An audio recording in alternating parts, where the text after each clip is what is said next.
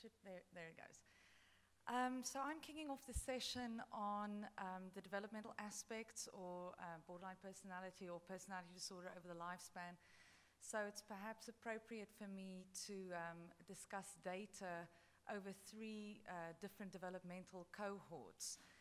So I'm going to talk about some BPD data in a pre-adolescent sample, in an adolescent sample, and then in an adult sample. And there's a long list of co-authors because it's three big samples, and just a special thank you to Jared Mishonsky and Lynn Steinberg who helped with this analysis. And what this talk will focus on really is the phenomenology of BPD across these different cohorts, in particular the unidimensional factor structure or not of BPD across these three cohorts, as well as gender equivalence.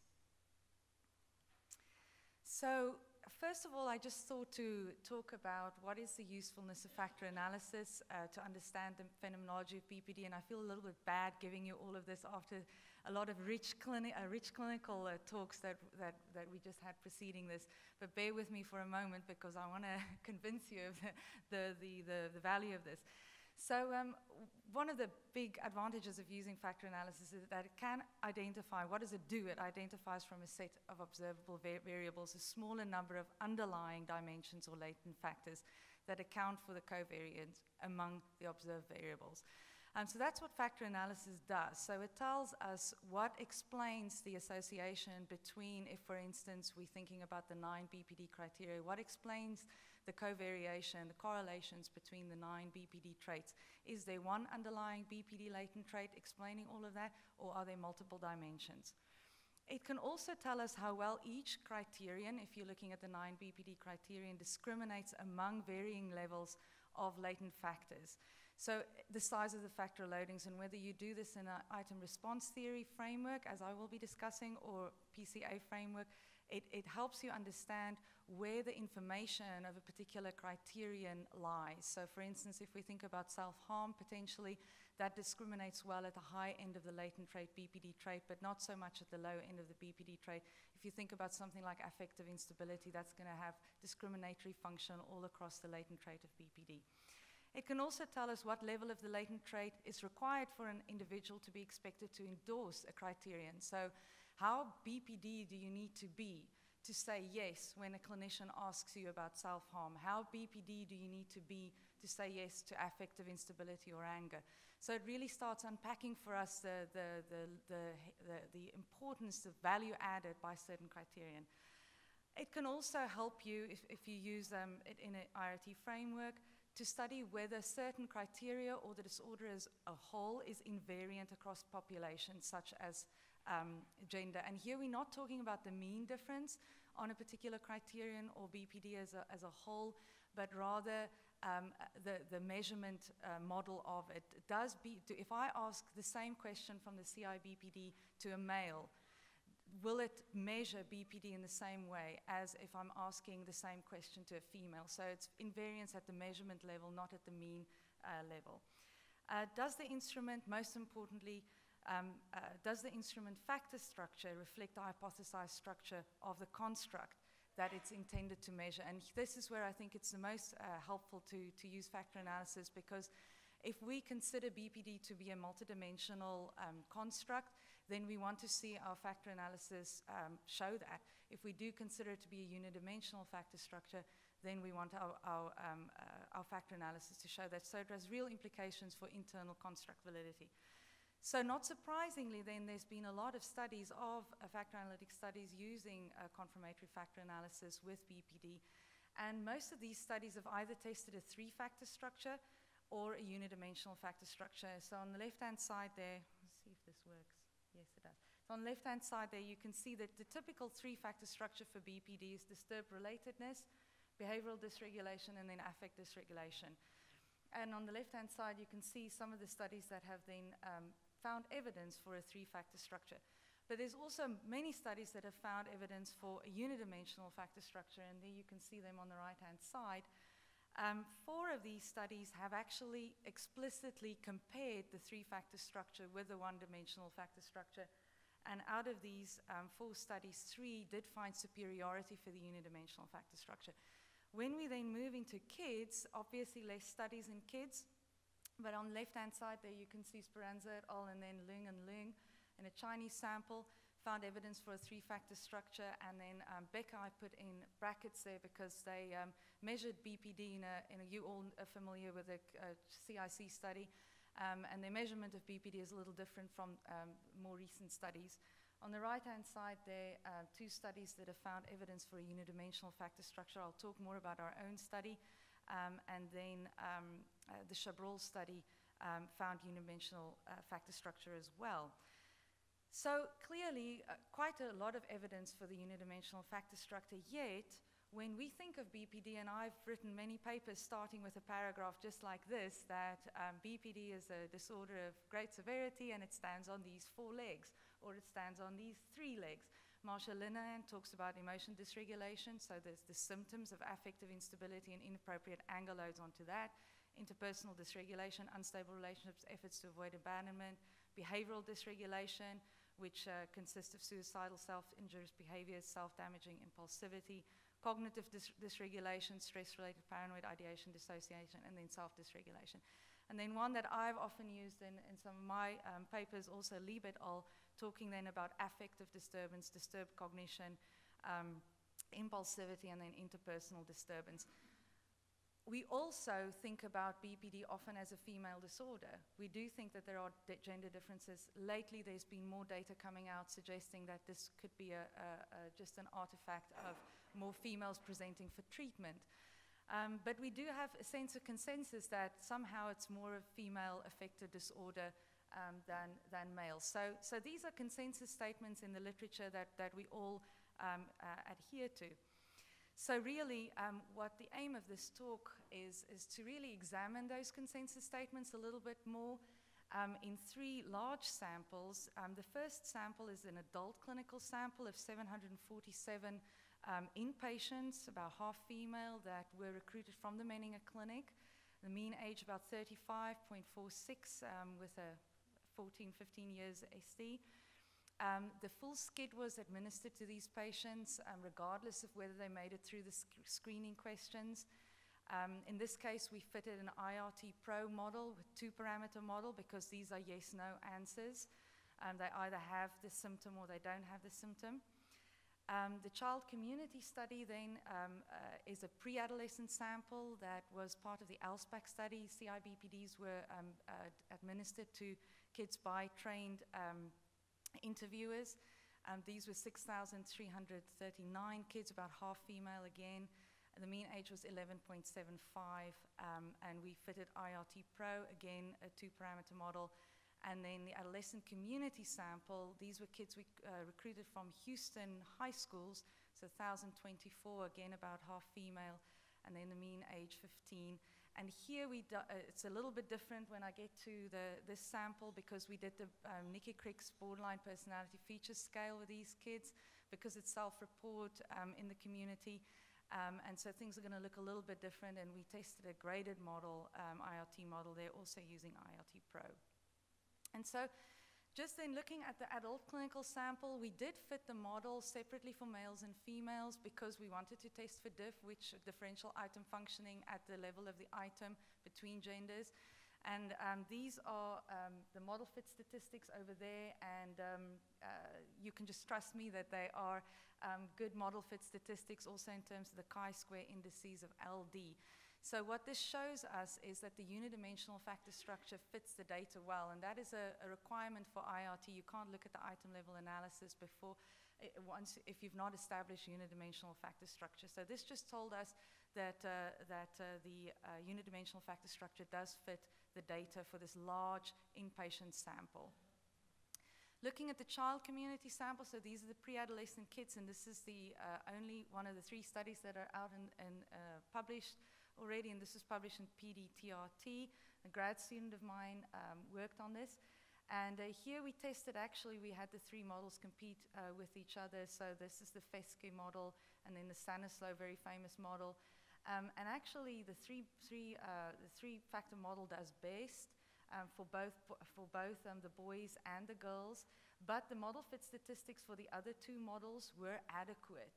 So then the next step was to look at which is the most parsimonious. So if all three fit, but the three-factor model is perhaps more parsimonious, the next step was to just look at the correlation between the factors.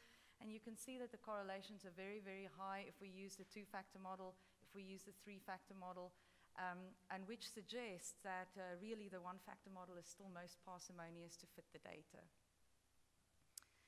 So then moving on to the BPFSC, and obviously it gets more complicated when you have 24 items. This is actually a mistake there. It shouldn't be 30 items. It's a 24-item measure. Here you see all of it. I apologize if it's a little bit small. What I want to draw your attention to is the 4 legs that BPD stand on according to the PAI, which was what Nikki Creek based the BPFSC on. So affective instability, examples would be I go back and forth between different feelings like being mad, sad, or happy. And remember, this is appropriate for little ones, so kids in elementary school age, but also adolescents. And then identity problems, how I feel about myself changes a lot. Negative relationships, people who are close to me have let me down. And then self-harm, when I get upset, I do things that aren't good for me. So those are the items that typically, and were designed to load onto these 4 factors. And given that it is, we didn't expect a unidimensional factor structure, given that it's 24 items cutting across a different constructs, we fitted a bi-factor model. And again, a lot of numbers, you don't have to get lost in all of this. What I do want to draw your attention to is that there seems to be a hierarchical factor that actually captures many of the items to some degree, but they were poorer performing items, and I'm going to walk you through which of those poorer performing items they were. So that gave us enough evidence that we could proceed further with testing the IRT model. So here, the first thing that we did is we just picked out items that had very low slopes. So slopes is the discrimination parameter in IRT, and that just tells us that the item does not discriminate well between people across the latent trait. So feel the same way, didn't discriminate. Take good care of things that are mine, didn't discriminate. Once a friend, we stay friends. And if you just think about BPD, what you know about BPD of many experience, that won't be very discriminatory items. So we dropped the 3 items that had very low slopes, and then we looked at items that had the largest local dependence. And local dependence in IRT just means that the correlation between 2 items is stronger than the correlation of the item with the latent trait. So it suggests redundancy, that you can throw one of those items away. And here, do things without thinking, get into trouble. I get into trouble when I do things without thinking. It's obvious why there was local dependence between those 2, so we dropped one of those items. That then brought us down to 20 items. Remember, the aim here is to get unidimensional factor structure, because there's some advantages to that, which I will get to. And we looked at further items that showed LD pairs. Pretty happy person, feel very lonely, for instance, do things without, I do things, I get wild out of control, I get into trouble, do things without thinking, etc. So several more pairs with LD. The next step was then to drop some of those with LD. We again were led by the slopes to help us make that decision. So out of those 2, we kept I feel very lonely, because we thought it was more indicative of the borderline construct. We kept people who were close to me have let me down. We kept I get into trouble because I do things without thinking. When I get upset, I do things that aren't good for me. And then I go back and forth between different feelings like being mad or sad or happy. How I feel about myself changes a lot. And that left us with a 13-item BPFSC. So we in the process of writing it up. But I do think for kind of large-scale population-based studies, this may also be helpful. It's just a more effective way of measuring it. But you lose the subscale scores. You should know that, because you can't really map it onto those 4 legs that BPD supposedly stand on.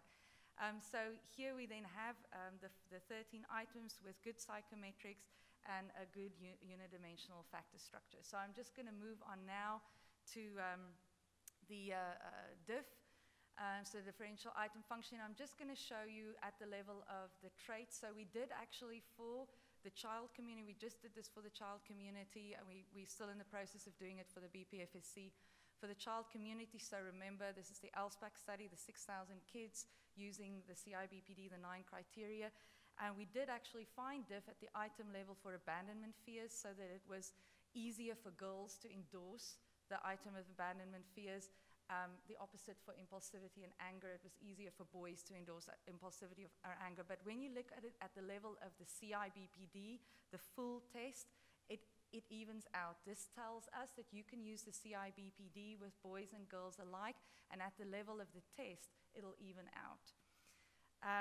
When we look at the adult clinical sample, so this is the Menninger sample, we do see here also very little differences for the SCID2, slight differences for the, in terms of information curve, in terms of men and women. So a little bit easier for women to endorse BPD than for men, but I wouldn't consider this a problem for the SCID. So good news for both the CI.BPD and the SCID in terms of gender invariance in their usage. So then the conclusion, should we, on the basis of this data, revisit the consensus statement about multidimensionality and unidimensionality?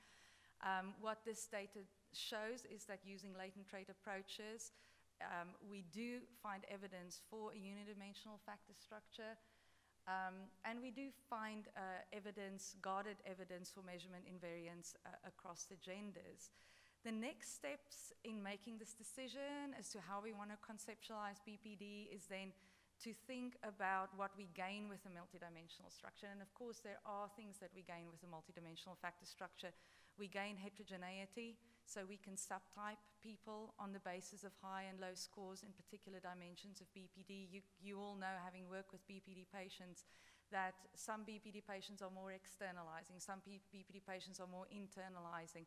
So there's a lot of ways in which we can characterize borderline patients in different ways.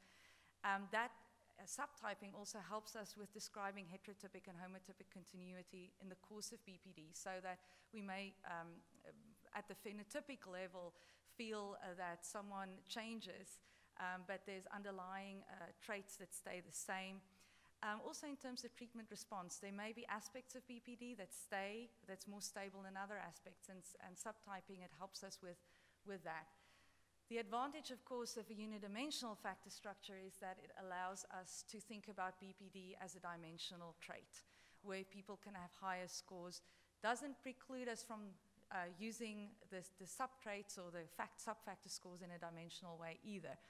So potentially, we'll be looking towards a bifactor model of BPD, I think, in the future, to really bring a nice hybrid model of both and keep the advantages of both approaches. I think that's all. Thanks.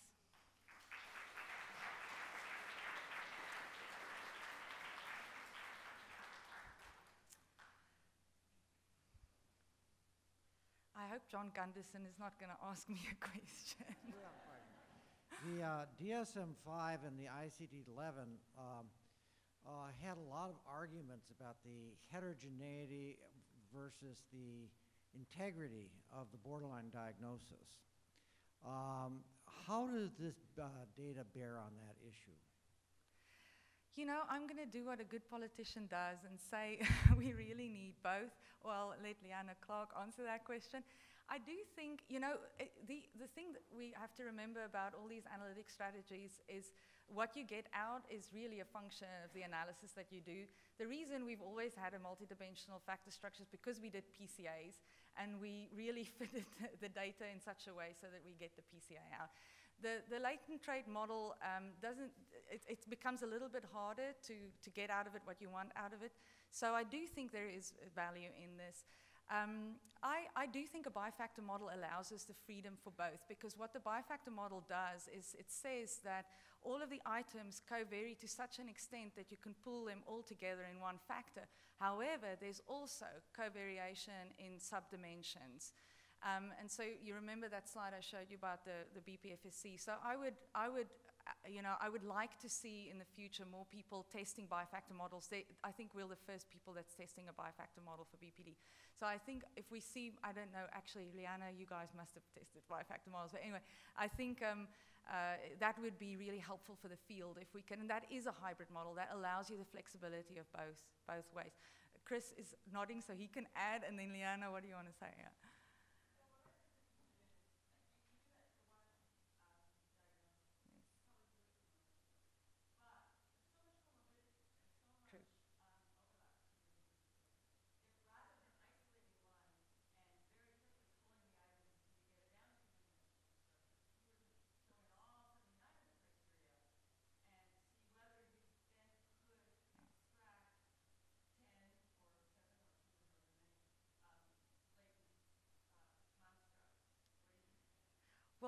thank you. There's just a paper idea in there. So I think the next step we should do is take all the SCID2 diagnoses from the 700 patients at the Menninger and do just that.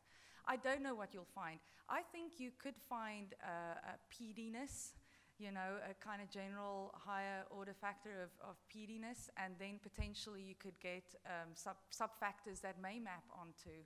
So that we'll do that. We'll do that. Any other questions? Thank you.